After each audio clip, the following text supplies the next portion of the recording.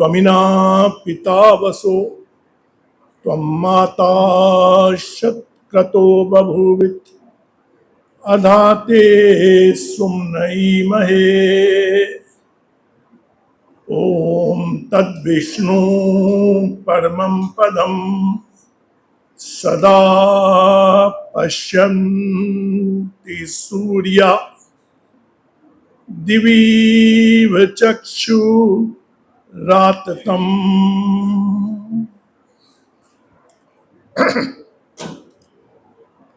आदरणीय मातृशक्ति प्रिय बंधुओं, आज का दिन आर्य समाज के इतिहास में एक महत्वपूर्ण दिन है, क्योंकि आज ही के दिन एक अलौकिक प्रतिभा संपन्न व्यक्ति का जन्म हुआ, जो कि देखा जाए तो महर्षि दयानंद का वास्तविक उत्तराधिकारी था। बहुत थोड़े समय जिया, परंतु उस ऋषि के नाम के लिए, उस ऋषि के कार्यों के लिए अपना जीवन समर्पित कर गया।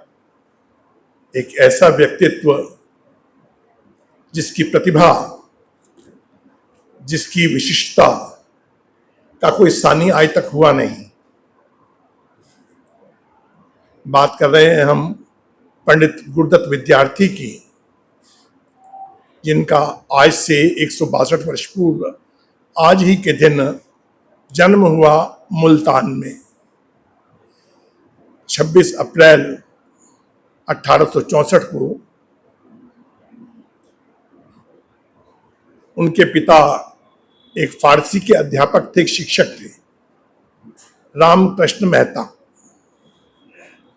विद्वान व्यक्ति थे, फारसी के, अरबी भी जानते थे और सरकारी विभाग में शिक्षक थे। विडंबना ये रही कि उनके जो बच्चे होते थे उनका देहांत हो जाता था। कहते हैं 18 बच्चे हुए, 3 बच्चे खाली बचे,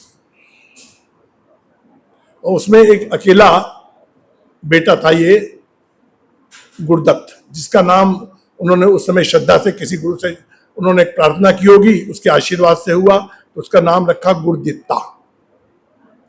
गुरुदित्ता नाम रखा उस बालक का, और उसके कुल गुरु ने उसको नाम दिया वैरागी। अब देखिए कुछ समय की धारा कि वो व्यक्ति वास्तव में वैरागी बन गया, एक ऐसा बन गया जिसको दुनियादारी से कुछ लेना देना था ही नहीं। छोटा था बालक, थोड़ा बड़ा हुआ, पिता ने घर पे ही शिक्षक की व्यवस्था की। बच्चा बहुत तार्किक था। उर्दू में पढ़ाया जाता है अलिफ बे, तो जब शिक्षक ने पढ़ाया कि अलिफ बे मतलब अब, तो कहने लगा ये अलिफ बे अब कैसे हो जाएगा, अलिफ बे ही होना चाहिए।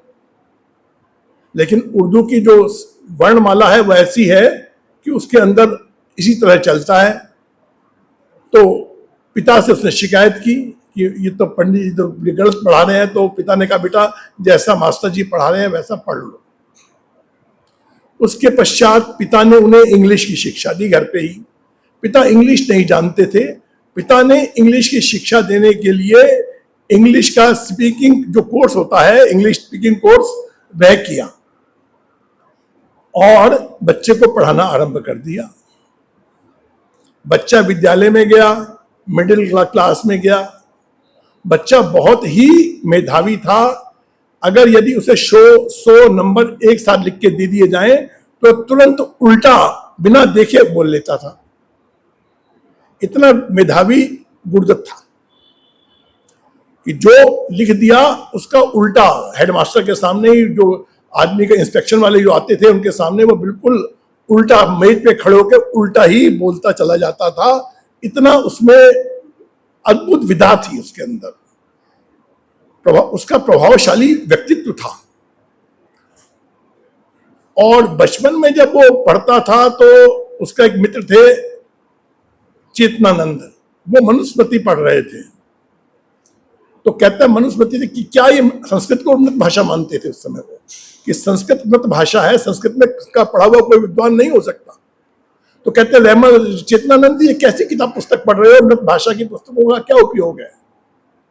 पर समय देखिएगा, 8वीं में ही उनके इंग्लिश के इतिहास के अध्यापक थे, तो उन्होंने बताना शुरू किया कि जितने भी इंग्लिश शब्द हैं इन सबका रूट संस्कृत में है, इन सबका जो धातु रूप है वह संस्कृत के से ही आता है। तो मन में जिज्ञासा जागी कि मुझे संस्कृत को जानना पड़ेगा, इंग्लिश पढ़नी है, इंग्लिश को समझना है तो पहले संस्कृत को समझना पड़ेगा। मन में संस्कृत पढ़ने का भाव जागा। संस्कृत का उस समय सामान्य प्रचार नहीं था, मात्र आर्य समाज में ही चर्चा होती थी, क्योंकि वो पंजाब का प्रांत ऐसा था जहाँ उर्दू, फारसी, पंजाबी यही भाषाएं होती थी, वहां पे संस्कृत आदि का कोई, हिंदी का कोई प्रचार वहां नहीं था। तो वो आर्य समाज में चले गए। आर्य समाज में जाके बोलते हैं कि मैं संस्कृत पढ़ना चाहता हूं और यदि आप मुझे संस्कृत नहीं पढ़ाओगे तो मैं ये कहूंगा कि आर्य समाजी झूठ बोलते हैं, ये आर्य समाजी संस्कृत का प्रचार विचार कुछ नहीं करते, खाली बातें ही बातें करते हैं। ऐसे उन्होंने उनके अधिकारियों को उद्वेलित किया कि अधिकारियों ने बाहर से विद्वान बुलाए उनको पढ़ाने के लिए। स्वामी अक्षयानंद जी आए और उन्होंने उनको पढ़ाना शुरू कर दिया, परंतु उनकी संतुष्टि उससे भी नहीं हुई। 8वीं का बालक और ऋग्वेद आदि भाष्य भूमिका पढ़ रहा है। आप सोचिए हम में से कितने लोगों ने ऋग्वेद आदि भाष्य भूमिका पढ़ी है ऋषि दयानंद की। 8वीं क्लास का छात्र और ऋग्वेद आदि भाष्य भूमिका संस्कृत कोश के हिसाब से, संस्कृत का जो कोश होता है, डिक्शनरी जो होती है, उससे वह संस्कृत से ऋग्वेद भाषी भूमिका पढ़ रहा है। कितनी मतलब उसमें ऊहा और कितनी विद्वता बालक में होगी, यह विचारणीय है कि 8वीं का बच्चा में मन में उत्सुकता है कि मुझे ऋग्वेद भाषी भूमिका, मुझे अष्टाध्यायी पढ़नी है। अष्टाध्यायी पढ़ना कोई आसान काम नहीं होता, इतने सूत्र अष्टाध्यायी के हैं, महीनों लग जाते हैं, सालों लग जाते हैं लोगों को पढ़ने में। उन्होंने अष्टाध्यायी पढ़नी शुरू कर दी, परंतु अक्षयानंद से भी संतुष्टि नहीं हुई उनकी, और उन्होंने व्यक्तिगत रूप से ऋषि दयानंद का लिखा हुआ वेदांत प्रकाश था, उसके सहयोग से उन्होंने अष्टाध्यायी को कंठस्थ कर दिया। 8वीं क्लास का बालक यहां तक नहीं। तत्पश्चात उन्होंने उसी समय 8वीं जो में अपने विद्यालय में प्रथम आए। पुस्तकें, अपने पाठ्यक्रम की पुस्तकें नहीं पढ़ते थे, इसके अलावा इंग्लिश की अनेकानेक विद्वानों की पुस्तकें, स्पेंसर की, हर्ट की, शेक्सपियर की पुस्तकें पढ़नी। अरबी का जो साहित्य है, अरबी का साहित्य पढ़ना, अरबी का व्याकरण पढ़ना, फारसी का व्याकरण पढ़ना। 10वीं तक आते आते वे 7 भाषाओं के विद्वान बन गए। आप कल्पना कीजिएगा, 10वीं तक का बालक उर्दू, फारसी, अरबी, संस्कृत, हिंदी, इंग्लिश सबका विद्वान बन गया। 8वीं तक का बालक। मन में आर्य समाज के प्रति श्रद्धा थी, आर्य समाज के सदस्य बन गए। 20 जून 1880 को कुल 16 वर्ष की आयु में आर्य समाज के सदस्य बन गए, आर्य समाज मुल्तान की। और वहां जाके उन्होंने जो पढ़ना शुरू किया, जिस प्रकार से उन्होंने प्रतिभा का प्रदर्शन किया, उनका बहुत सम्मान बढ़ा और उनको जो है ऋग्वेद भाषी भूमिका जो है पुरस्कार में प्राप्त हुई। उसी समय पढ़ते पढ़ते उन्होंने हाई स्कूल पास किया और हाई स्कूल में भी प्रथम रहे प्रांत में। इंटर में जब पढ़ने के लिए वे लाहौर यूनिवर्सिटी पहुंचे, उस टाइम यूनिवर्सिटी में जो ये लाहौर जो कॉलेज होते थे, लाहौर में था। इंटर का पढ़ाने का जो गवर्नमेंट कॉलेज था लाहौर में था। लाहौर पहुंचे और लाहौर में उनके साथी रहे महात्मा हंसराज जी, लाला लाजपत राय जी, ये इनके सहपाठी बने, लाला लाजपत राय और महात्मा हंसराज जी। महात्मा लाला लाजपत राय को इन्होंने प्रेरणा की कि आप आर्य समाज के सदस्य बनो, और इस प्रकार से उन्होंने प्रेरणा करने के बाद 1882 में लाला लाजपत राय को आर्य समाज का सदस्य बनवा दिया। विद्वता बहुत थी, बहुत आपस में चर्चा बहुत किया करते थे, विद्वान व्यक्ति थे, साइंस के विद्यार्थी थे। मन में भाव था कि अपने को श्रेष्ठ बनाना है, अपने को उत्तम बनाना है, और इसलिए वह विभिन्न, खाली मात्र आर्य समाज के नहीं, अनेक वो पढ़ते थे, क्योंकि उनका दिमाग खुला था। उन्होंने अपने आप को भी बंद नहीं किया। उन्होंने हमेशा किया कि ज्ञान को जहां से भी प्राप्त हो, ज्ञान का अर्जन करना है। पढ़ते रहे, निरंतर पढ़ते रहे। 1882 में उन्होंने, जो 1881 में उन्होंने बीए पास किया और बीए भी पूरे प्रदेश में प्रथम आए। उस समय जो आप देखिएगा उस टाइम जो पंजाब यूनिवर्सिटी थी, कोई छोटी यूनिवर्सिटी नहीं थी। पंजाब यूनिवर्सिटी का क्षेत्र जो था पेशावर से लेकर और दिल्ली तक था। पूरा पाकिस्तान उस समय का, पूरा पंजाब, हिमाचल, हरियाणा, अपना जम्मू कश्मीर, हिमाचल, दिल्ली, ये सब उस समय पंजाब यूनिवर्सिटी के अंतर्गत ही आया करता था। और मन में उनके भाव जो था, बहुत ही ऐसे मन में भाव थे, पवित्र भाव थे, परंतु फिर भी उनके अंदर कहीं ना कहीं ईश्वर के प्रति आस्था की कमी थी। वो अब भी स्वीकार नहीं कर पाते थे कि ईश्वर नाम की भी कोई सत्ता है, क्योंकि विज्ञान के छात्र थे। उन्होंने वहीं पे उन्होंने आर्य डिबेटिंग क्लब की स्थापना की आर्य समाज में, आर्य समाज साइंस इंस्टीट्यूशन की स्थापना की, ताकि लोगों को प्रैक्टिकल करके दिखाते थे कि हाँ भाई, किस प्रकार से जो है व्यवहार में जो सत्य हम प्रस्तुत करते हैं वो व्यवहार में कैसे संभव है। तो उन्होंने आर्य डिबेटिंग क्लब की स्थापना की और अनेकानेक विषय पे वहां निरंतर जो है चर्चाएं होती रहती थी, क्योंकि उस समय लोगों के मन में एक भाव होता था, जिज्ञासा बहुत होती थी। और जब तक जिज्ञासा मन में ना हो तब तक आदमी ज्ञान को प्राप्त नहीं कर सकता। उनके मन में क्वेस्ट होती थी नॉलेज की, कि हमें जानना है। जो जानने का भाव है वो उनको आगे बढ़ाने में बड़ी प्रेरणा करता था। आर्य समाज का बहुत चीजें पढ़ते थे, बहुत ज्ञान प्राप्त करते थे, परंतु इसके साथ साथ ही बहुत सारी पुस्तकों का अध्ययन किया करते थे।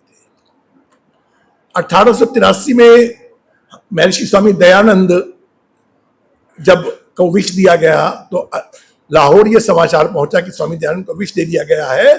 तो वह स्वामी दयानंद को ये हाल जानने के लिए पंजाब आर्य समाज ने लाला जीवन दास और पंडित गुरुदत्त विद्यार्थी को लाहौर से भेजा उनका हाल जानने के लिए। तो जानकारी उनको थी कि इस समय स्वामी जी जो है पुष्कर में हैं, परंतु स्वामी जी अजमेर आने से पहले स्वामी जी आबू पर्वत पे हैं। तो वह जैसे ही आबू पर्वत स्टेशन पे पहुंचे, वह उनको जानकारी मिली कि स्वामी दयानंद जी तो अजमेर चले गए हैं। तो 28 अक्टूबर को वह अजमेर पहुंचे स्वामी दयानंद जी के दर्शन करने के लिए। मन में नास्तिकता का भाव था, विज्ञान के विद्यार्थी होने के कारण, परंतु स्वामी दयानंद को देखा तो मन में एक अलग से चिंतन बदला उनकी दिशा देख के, कि कैसा ये अद्भुत व्यक्तित्व है जो इतने कष्ट में है और कभी कोई चेहरे पे आहा ऊ का भाव नहीं है। उसके पश्चात 30 अक्टूबर को लाला लक्ष्मण दास के साथ वह स्वामी जी की सेवा करते रहे। और 30 अक्टूबर शाम को जब स्वामी दयानंद का अंतिम समय आया, तो ऋषि दयानंद ने सबको कहा कि सब लोग मेरे पीछे आ जाओ। और एक गुरुदत्त थे जिनको उन्होंने कहा कि आप मेरे सामने रहो। गुरुदत्त को देख के उनके मन में एक भाव जाग गया था कि ये व्यक्ति जो है वास्तव में इतना योग्य है कि ये आर्य समाज के कार्यों को आगे बढ़ा सकता है। तो ऋषि दयानंद जो है, उस समय अंतिम समय था ऋषि का, गुरुदत्त सामने खड़े हैं। 2 या 4 मिनट गुरुदत्त से वार्ता हुई स्वामी दयानंद की, ज्यादा बातचीत नहीं हुई। और ऋषि दयानंद ने अपने अंतिम समय में 8 ईश्वर स्तुति प्रार्थना मंत्रों का पाठ करते हुए, ईश्वर तूने अच्छी लीला की, तेरी इच्छा पूर्ण हो, यह कहते हुए जब प्राणों का त्याग किया, तो उसके पश्चात पंडित गुरुदत्त का जीवन बदल गया। पंडित गुरुदत्त के जीवन में आप कल्पना नहीं कर सकते उस व्यक्ति को क्या हुआ। जैसे कहते हैं ना कि गूंगे ने गुड़ खाया और गुड़ का अपना स्वाद नहीं बता पाया, वही स्थिति उनकी हो गई कि उन्होंने जो अनुभव किया ऋषि दयानंद को देख के, वह उस अनुभव को लोगों से कह नहीं पाए, परंतु उनके जीवन में आमूल चूल परिवर्तन हो गया। ऋषि दयानंद की ईश्वर भक्ति देखकर, ईश्वर में अटल विश्वास देखकर उन्हें यह विश्वास हो गया कि इस संसार में कोई ना कोई ऐसी सत्ता तो अवश्य है जिसके कारण इतने कष्ट में भी यह व्यक्ति बिना किसी चिंता के, बिना किसी भी भय के, बिना किसी भी दुख के इस संसार का परित्याग कर रहा है। तो उस घटना को देखकर उनके जीवन में पूर्णतः परिवर्तन हो गया। वापिस आए 2 नवंबर को लाहौर। उस समय आर्यों में बहुत उत्साह था। ऋषि दयानंद के जाने के बाद आर्यों में एक अलग से आ गए कि ऋषि दयानंद चले गए, अब आगे कैसे चलेगा। तो उस समय एक निर्णय हुआ कि ऋषि की स्मृति में कोई ना कोई स्मारक अवश्य बनाया जाए। 6 नवंबर 1883 को लाहौर में यह निर्णय हुआ कि डीएवी कॉलेज की स्थापना की जाए ऋषि के मंतव्यों को आगे बढ़ाने के लिए, क्योंकि ऋषि ने स्वयं मना किया था कि मेरा कोई मठ, कोई मेरी समाधि, कोई मेरा स्थायी ऐसा स्मारक ना बनाया जाए। ऋषि का उद्देश्य यह था कि उद्देश्य यह है कि ऋषि के विचारों को, ऋषि के कार्यों को आगे बढ़ाने के लिए हमें कार्य करना है। मन में भावना हुई और उस समय हजारों लोग उस कार्य के लिए तत्पर थे लाहौर में, और निर्णय हुआ कि महर्षि दयानंद की स्मृति में एक कॉलेज की स्थापना की जाए, जिसमें लाला लालचंद जी थे, जीवन दास जी थे, गुरुदत्त विद्यार्थी थे, हंसराज थे। इन सब लोगों ने एक निर्णय किया कि डीएवी कॉलेज की स्थापना की जाए। ऋषि अभी गुरुदत्त पढ़ भी रहे हैं, समाज का काम भी कर रहे हैं, स्थान स्थान पर जा भी रहे हैं वैदिक धर्म के प्रचार के लिए। और आप देखिएगा कि सन 87 में उन्होंने एमए पास किया है, और कहते हैं कि उन्होंने जब एमए पास कर रहे हैं तो एमए पास करते समय वे अपने पाठ्यक्रम की पुस्तकें नहीं पढ़ रहे, वे संस्कृत की पुस्तकें पढ़ रहे हैं, डीएवी कॉलेज के प्रचार के लिए कार्य कर रहे हैं। ऐसा व्यक्तित्व एक दिन उन्होंने अपने जो कोर्स की पुस्तकें एक दिन एग्जाम से एक दिन पहले पढ़ी। कितना मेधावी व्यक्तित्व रहा होगा कि उस व्यक्ति ने एक दिन केवल अपने पाठ्यक्रम की पुस्तकें पढ़ी और पूरे पंजाब विश्वविद्यालय में प्रथम स्थान प्राप्त किया। साइंस के अंदर पूरे पंजाब विश्वविद्यालय में प्रथम स्थान प्राप्त करने वाला वह व्यक्ति था, गुरुदत्त विद्यार्थी। नेचुरल साइंस में उन्होंने एमए किया, और उसके पश्चात तब भी उनके मन में एक ही भाव था कि मुझे ऋषि दयानंद का प्रचार करना है। उन्होंने 5 नियम आगे लिखवाए कपड़ा लेके, 5 नियम पीछे लिखवाए, और लाहौर के चौक पे खड़े होकर क्या करना है, आर्य समाज का प्रचार करना है। क्या दीवानगी रही होगी उनके अंदर, क्या मन में भाव रहा होगा, हम आज सोच भी नहीं सकते। एक ही उद्देश्य है कि स्वामी दयानंद का प्रचार होगा। स्वामी दयानंद के सच्चे शिष्य जो, और इतना मेधावी शिष्य, इतना, और जब उसे कहा गया विद्यालय में डीएवी में कि आप साइंस पढ़ाइए, बोले मैं साइंस नहीं पढ़ाना चाहता, मैं संस्कृत पढ़ाना चाहता हूं। 18 बार उन्होंने सत्यार्थ प्रकाश पढ़ा, और कहते हैं कि हर बार जब सत्यार्थ प्रकाश पढ़ता हूं तो मुझे कुछ ना कुछ नया प्राप्त होता है इस सत्यार्थ प्रकाश में से। हर बार वो सत्यार्थ प्रकाश पढ़ते हैं, ऋग्वेद भाष्य भूमिका पढ़ते हैं, वेदों का स्वाध्याय करते हैं, वेदों के मंत्रों की व्याख्याएं करते हैं, स्थान स्थान पर जाते हैं और जाके वेद धर्म का प्रचार करते हैं। युवा अवस्था है, कुल उम्र आयु क्या है, आयु उस समय 1864 को जन्म हुआ है, 1887 को क्या आयु है, 23 वर्ष की आयु। 23 वर्ष की आयु में वह व्यक्ति दीवाना हो चुका है आर्य समाज का प्रचार करने के लिए। कहते हैं मुझे संस्कृत पढ़ानी है और मुझे साइंस नहीं पढ़ानी। वो चाहते हैं, कहते हैं कि मैं ये चाहता हूं कि जो मैंने पढ़ा है सब भूल जाऊं, केवल संस्कृत पढ़ूं और संस्कृत पढ़ाऊं। ऐसा व्यक्तित्व। और उसी समय एक सन्यासी आए, स्वामी अच्युतानंद लाहौर में। स्वामी अच्युतानंद वह व्यक्ति थे जिसने कि 300 व्यक्तियों के साथ स्वामी दयानंद से वेदांत पर शास्त्रार्थ किया था। हार गए थे परंतु हार नहीं मानी और वेदांत का प्रचार करने में ही लगे रहे। गुरुदत्त उनके पास शिष्य बन के उनके पास गए कि आप मुझे पढ़ाइएगा, उपनिषद पढ़ाइएगा। और गुरुदत्त जब शिष्य बन के उनका पढ़ने गए तो गुरुदत्त का रंग ऐसा चढ़ा कि वह व्यक्ति वेदांत छोड़ के आर्य समाज का प्रचारक बन गया। गुरु शिष्य बन गया और शिष्य गुरु बन गया। अच्युतानंद जो है वो आर्य समाज के प्रचारक बन गए। किसकी प्रेरणा से? पंडित गुरुदत्त विद्यार्थी की प्रेरणा से। क्योंकि गुरुदत्त विद्यार्थी जब उनके पास बैठते थे रात को 2-2 बजे तक बैठते थे, 3-3 बजे तक बैठते थे, और बैठने के बाद उनसे वेदांत की ही चर्चा किया करते थे। और अपनी तर्क शक्ति से उन्होंने उस व्यक्ति को, स्वामी अच्युतानंद को, ऋषि दयानंद का अनुयायी बना दिया। आप उसकी महानता की गणना करेंगे उस व्यक्ति का, आपका देखिएगा, यदि वो व्यक्ति चाहता तो किसी भी बड़े से बड़े पद पर जा सकता था। उनको जो है गवर्नमेंट कॉलेज लाहौर में साइंस के असिस्टेंट प्रोफेसर की नियुक्ति उनकी हुई। नियुक्ति करने के पश्चात, उसके पश्चात उनका प्रमोशन हुआ ऑफिशिएटिंग प्रोफेसर के रूप में। आप ये विचार कीजिए, 1887 में पूरे भारत में एक भी भारतीय प्रोफेसर नहीं था। इंग्लैंड के जो जितने भी बड़े बड़े प्रोफेसर थे, वो जो हमारे जेसी जगदीश चंद्र बसु थे, वो 1885 में असिस्टेंट प्रोफेसर थे। 1887 तक वो प्रोफेसर नहीं बने थे।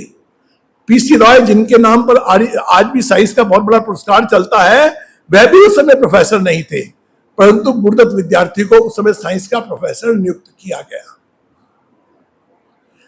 कितनी मेधा बुद्धि रही होगी, परंतु उस व्यक्ति ने उस पद को भी ठोकर मार दी, इसलिए कि मुझे आर्य समाज का प्रचार करना है, इसके अतिरिक्त मुझे कुछ भी मुझे आवश्यक नहीं है। चाहे जीवन में कितने कष्ट आए, धन आए ना आए, चाहे कैसी भी स्थिति हो, परंतु मेरा समर्पण ऋषि दयानंद के प्रति है। जीवन ऐसे चला, और उसके पश्चात उनके पिताजी रुग्ण हुए, और उन्होंने पिताजी को कहा कि पिताजी, आप भी फारसी का लेक्चरर टीचर था, वो कहते हैं कि आप जो है संस्कृत सीखिएगा। और उनके अंतिम समय आप देखिए जी, उनकी प्रेरणा से उनके पिताजी ने संस्कृत सीखी, और अपनी पूर्ण शुद्ध संस्कृत में उन्होंने अपने पुत्र को पत्र लिखा। क्या उनकी प्रेरणा रही होगी? इस प्रकार से पंडित गुरुदत्त विद्यार्थी ने अपना संपूर्ण जीवन जो है उन्होंने आर्य समाज को समर्पित कर दिया। उन्होंने द रीजनरेटर ऑफ आर्यव्रत नाम की एक पत्रिका निकाली।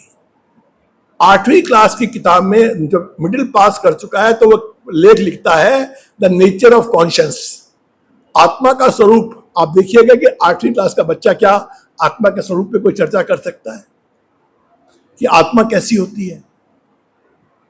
उन्होंने किस प्रकार से चर्चाएं की, और उसके बाद उन्होंने जो विधर्मियों ने जो हमारे विरुद्ध प्रचार शुरू किया, उसमें भी उन्होंने आक्षेप किए। मोनियर विलियम्स हुए हैं, जो अंग्रेजों के बहुत बड़े विद्वान थे संस्कृत के, और उन्होंने किताब लिखी विजडम ऑफ इंडिया। उसका उद्देश्य क्या था? उसका उद्देश्य यह था कि इस प्रकार से उनका एक बोर्डन छात्रवृत्ति दी जाती थी ऑक्सफोर्ड यूनिवर्सिटी के द्वारा, जिसका उद्देश्य ये होता था कि भारतीयों को ईसाई धर्म की ओर प्रेरित किया जाए। इसके लिए आवश्यक है कि जो उनके भाष्य है, जो उनकी संस्कृत के जो उनके श्लोक है, जो संस्कृत के उनके जो ग्रंथ है, उन ग्रंथों का अनुवाद इस प्रकार से किया जाए कि वह अपने आप में शर्मिंदा हो जाए और हमारे ईसाई धर्म की ओर प्रेरित हो जाए। उस समय पंडित गुरुदत्त विद्यार्थी ने उस विजडम ऑफ इंडिया के विरुद्ध में 4, 11 और 18 जुलाई 1887 को जाके अपने आर्य समाज में वो उपदेश दिए कि इस तरह से हमारे देश को, हमारे राष्ट्र को समाप्त करने के लिए षड्यंत्र रचा जा रहा है। और उन्होंने अपने जो विद्वतापूर्ण भाषणों के द्वारा उन सब का खंडन किया जो विजडम ऑफ इंडिया में विलियम मोनियर विलियम्स ने लिखा था। क्यों? कि उनका उद्देश्य था कि सत्य को उद्घाटित करना, क्योंकि आर्य समाज का उद्देश्य ही रहा है कि सत्य को ही प्रकट करना है, सत्य का ही आगे प्रचार करना है, असत्य का खंडन करना है, अविद्या का नाश और विद्या की उन्नति करना हमारा प्रथम उद्देश्य है। तो इसलिए उन्होंने अपने जीवन में असत्य को समाप्त करने के लिए, अधर्म को समाप्त करने के लिए, सत्य को प्रचारित करने के लिए, वेद की रक्षा के लिए, ऋषि दयानंद के विचारों को आगे बढ़ाने के लिए और संस्कृत को वृद्धि करने के लिए उन्होंने अपना जीवन दे दिया। डीएवी कॉलेज के लिए सबसे ज्यादा प्रचार जो किया करते थे वह स्वामी पंडित गुरुदत्त विद्यार्थी किया करते थे। क्योंकि गुरुदत्त विद्यार्थी की वाणी में ऐसी अद्भुत शक्ति थी कि जहां भी वो दान की अपील करते थे वहां धन का अंबार लग जाता था। क्योंकि उनकी वाणी में इतना ओज, इतना तेज और इतनी उनकी वाणी में क्षमता थी कि वे दूसरे व्यक्ति को प्रेरित कर लेते थे कि मैं जो कह रहा हूं वह आपके हित में है, उसके द्वारा ही समाज और राष्ट्र का कल्याण होगा, उसके द्वारा ही हम लोग जीवन में उन्नति कर पाएंगे। ऋषि दयानंद द्वारा दिखाया गया मार्ग वह वास्तव में सर्वश्रेष्ठ मार्ग है जिसके द्वारा मानव अपना संपूर्ण कल्याण कर सकता है। तो इसी भावना से उन्होंने आजीवन कार्य किया। छोटी आयु थी परंतु काम इतना किया, इतना काम किया, पूरा भारत घूमा दान इकट्ठा करने के लिए। 2 बार मेरठ में भी आए, सन 86 में मेरठ आए, सन 87 में मेरठ आए, और यहां आकर भी उन्होंने अपने उद्बोधन दिए आर्य समाज मेरठ में विभिन्न विषयों पर। और इस प्रकार से उन्होंने महर्षि दयानंद के कार्यों को, विचारों को आगे बढ़ाने के लिए बहुत ही महत्वपूर्ण कार्य किया। उस महापुरुष के बारे में हम क्या कहें, उस महापुरुष की तो जीवन ऐसा है कि आप उसके बारे में जब घटनाएं पढ़ेंगे उनके जीवन की तो आपके लगेगा कि ये व्यक्ति कैसा होगा, कैसे कैसे उस व्यक्ति ने कार्य किए, किस प्रकार से उन्होंने समाज में एक जागृति उत्पन्न करने की कोशिश की। आप जानते होंगे कि लाला लाजपत राय उनके सहपाठी थे, और लाला लाजपत राय कोई सामान्य व्यक्ति तो थे नहीं, अपने आप में बहुत राष्ट्रवादी, बहुत धर्म प्रेरक व्यक्ति थे। जब डीएवी कॉलेज की स्थापना हुई और लाला हंसराज ने अपना जीवन देने के लिए कहा कि मैं बिना किसी वेतन लिए इस विद्यालय का प्रिंसिपल बनने को तैयार हूं, यह भी कोई आसान निर्णय नहीं था। संपूर्ण जीवन के लिए हंसराज ने अपना जीवन डीएवी को दे दिया। लाला लाजपत राय उसमें बहुत रोए, बोले मैं भी चाहता हूं कि मैं कुछ करूं विद्यालय के लिए। तो गुरुदत्त विद्यार्थी ने उन्हें कहा कि आप वकालत करो, आप मात्र एक तरफ से ही किसी भी संस्था की सेवा नहीं होती, आप धन का अर्जन करो, पैसा कमाओ, और पैसा कमाकर इस डीएवी कॉलेज को, डीएवी जो आंदोलन है इसको पुष्ट करो, इस डीएवी आंदोलन को आगे बढ़ाने का कार्य करो। और जब लाला लाजपत राय जीवन में चल रहे थे, किसी कार्य में कोई भटकाव आया तो उस समय पंडित गुरुदत्त विद्यार्थी ने उन्हें जो पत्र लिखा वो पढ़ने लायक है कि उन्होंने किस प्रकार से उनकी प्रताड़ना भी की। अगर इतना बड़ा कोई सामान्य व्यक्ति नहीं थे पंडित लाला लाजपत राय, तो लाला लाजपत राय को भी प्रताड़ना दे रहे हैं अपने पंडित गुरुदत्त विद्यार्थी कि तुमसे मैं ऐसे कार्य की उम्मीद नहीं करता था। आपको समाज के लिए कार्य करना है, राष्ट्र को लिए कार्य करना है, आपको अपने व्यक्तिगत हित को सर्वोपरि नहीं रखना, अपने को आपको आर्य समाज के लिए कार्य करना है। तो उसके लिए आपको अपनी व्यक्तिगत महत्वाकांक्षाओं को छोड़ना पड़ेगा। आप रिवाड़ी में बैठे हो, हरियाणा में बैठे हो, परंतु आपको खाली इतना ही नहीं करना, आपने आर्य समाज के लिए और राष्ट्र के लिए अपने आप को समर्पित करना है। किस प्रकार से वो अपने को उन्हें प्रेरित करते हैं। उन्हें पंडित गुरुदत्त विद्यार्थी को एक ऑफर आया कि आप जो है सहायक आयुक्त, कमिश्नर जो होता है, असिस्टेंट कमिश्नर मुल्तान के बन जाइएगा। आईएएस का पोस्ट होती थी। बोले ना, मैं ऐसा कोई भी पद स्वीकार करने को तैयार नहीं हूं जिसके द्वारा मैं अपने जो कर्तव्य पथ है, जो मुख्य मेरा कर्तव्य है ऋषि दयानंद के कार्यों का प्रचार करना, उससे विमुख हो जाऊं। तो ऐसा व्यक्तित्व अपना जीवन आर्य समाज के समर्पित करने को तैयार हुआ। और क्या हुआ इसका कारण, कोई अपने शरीर की परवाह नहीं की, कोई अपना ध्यान रखा ही नहीं। और क्या हुआ, टीबी उनको हो गई। 26 वर्ष की आयु में उन्होंने अपना जीवन छोड़ दिया, केवल मात्र 26 वर्ष की आयु तक रहे। उनका बेटा था सदानंद, 1888 में हुआ, परंतु कुछ नहीं, न बेटे की चिंता, न पत्नी की चिंता, न परिवार की चिंता, खाली एक ही चिंता है कि ऋषि दयानंद के कार्य को आगे बढ़ाएं। आर्य समाज जो आगे बढ़ा है वो ऐसे आगे नहीं बढ़ा। आर्य समाज को आगे बढ़ाने के लिए लोगों ने अपना जीवन दिया है। यदि वो जीवन ना रहते तो आर्य समाज आज इस स्थिति में नहीं पहुंचता जितनी उन्नत स्थिति में पहुंचा। उन लोगों ने अपना संपूर्ण समर्पित कर दिया ऋषि दयानंद के मिशन के लिए। उनके मन में एक ही ध्येय था कि ऋषि दयानंद के कार्य को आगे बढ़ाना है। तो इस कार्य को आगे बढ़ाते हुए उन्होंने जो कार्य किए पंडित गुरुदत्त विद्यार्थी ने, वह अविस्मरणीय है, उनको हम कभी भूल नहीं सकते। उन्होंने अपना पूरा जीवन दिया, अपने मित्र, अपने सखा, बंधु सबको छोड़ दिया, मात्र एक ही उद्देश्य है कि मुझे क्या करना है, वेद का प्रचार करना है। आप बताइए कितनी कितनी प्रलोभन होते हैं आदमी को, किसी को कहा जाए कि आप कमिश्नर बन जाइए जिले के, तो आदमी को कितना लोभ होता है कि आदमी कि मैं मुल्तान का कमिश्नर बन जाऊंगा। साहब उनके दो और साथी बने भी, उनके नरेंद्र नाथ जी थे जो इनके हमारे राज्यपाल जी के बेटे थे, वो कमिश्नर बने साथ में उनके साथ के, क्योंकि परंतु उन्होंने अपना जीवन आर्य समाज के लिए और राष्ट्र के लिए समर्पित कर दिया। ऐसे व्यक्तित्व को हम नमन कर रहे हैं, स्मरण कर रहे हैं, और हमें ऐसे लोगों को बार बार स्मरण करना चाहिए, क्योंकि वही हमें हमारे अंदर आग जलाते हैं धर्म के प्रति समर्पित होने की, राष्ट्र को उन्नत करने की, ऋषि दयानंद के कार्यों को आगे बढ़ाने की। तो हम सब प्रयास करें कि उस ऋषि के कार्यों को अपने बढ़ाने के लिए अपने आप को समर्पित करें। ओम शांति शांति। स्वामी जी को बुला लो, स्वामी जी, मनीष स्वामी जी को बोलो।